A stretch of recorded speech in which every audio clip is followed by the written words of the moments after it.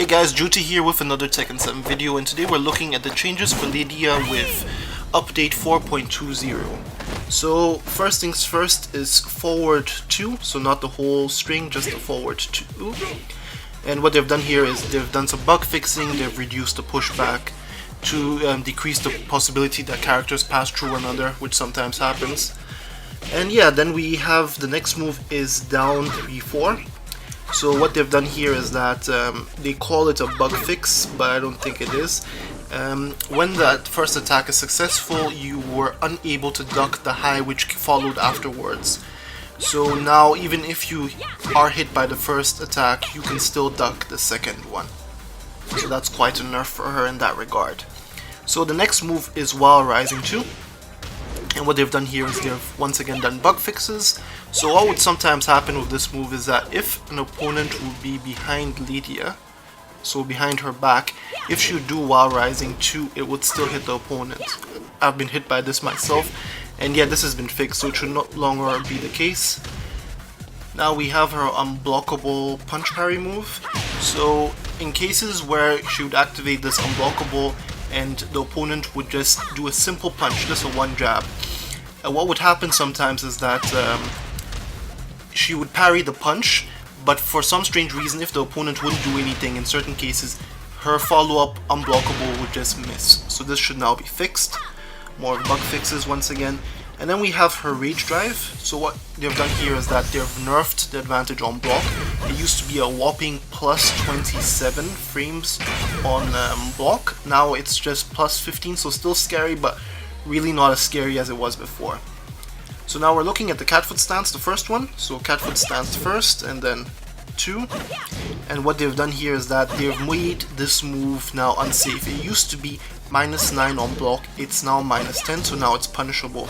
And the reason why they did this is that they said because this move was so good and it would grant a launcher on counter hits, nobody was motivated to use any other move out of the stance, so therefore they've changed it.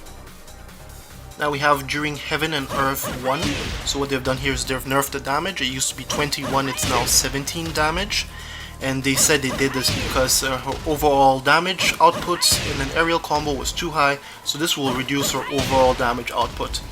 Next up is during Heaven and Earth 1+2, and the first thing about this move is it's now reversible, so that means it can be parried by other characters. And then the other thing is that they've nerfed the whiff recovery by 3 frames. And of course, yeah, this was to be expected because people were suffering to duck it and then launch punish it. And then we have during Pouncing Tiger, Stalking Wolf 2, and they have once again reduced the damage from 25 to 22. And once again it has to do with her overall damage output in aerial combos.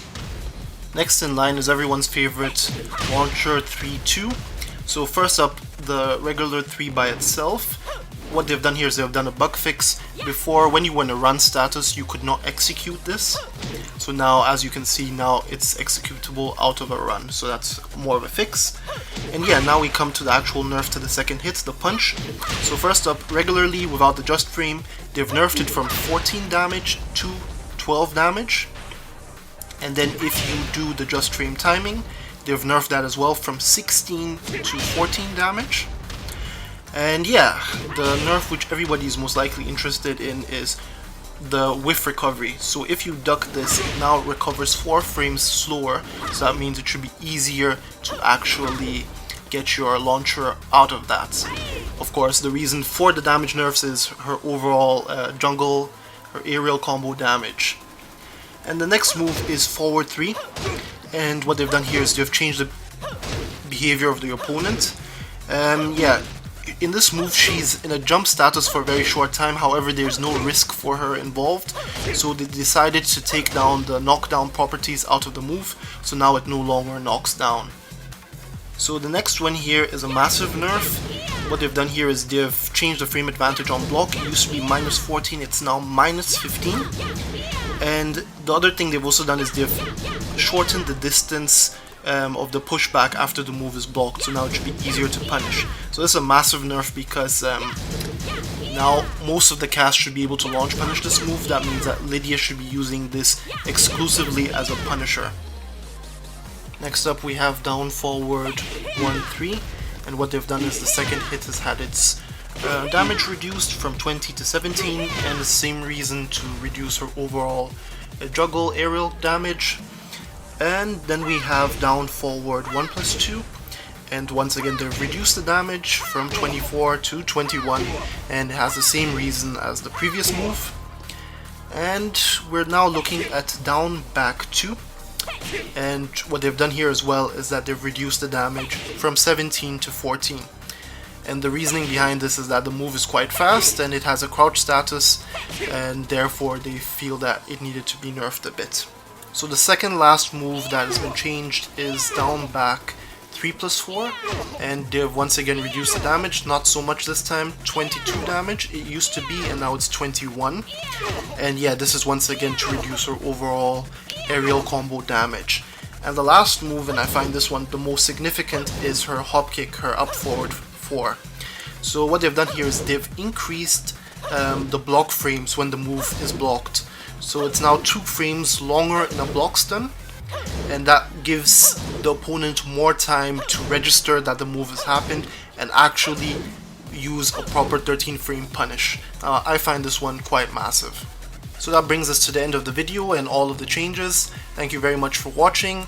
I also have a video for all of the characters for the last patch update, the 4.10, if you want to check that out. Of course, there are also guides on various other stuff related to Tekken on the channel. And you know how this goes. If you like the video, leave a like, and really consider subbing because that helps me the most. And this is your boy Jehuty, and I'll see you on the next one.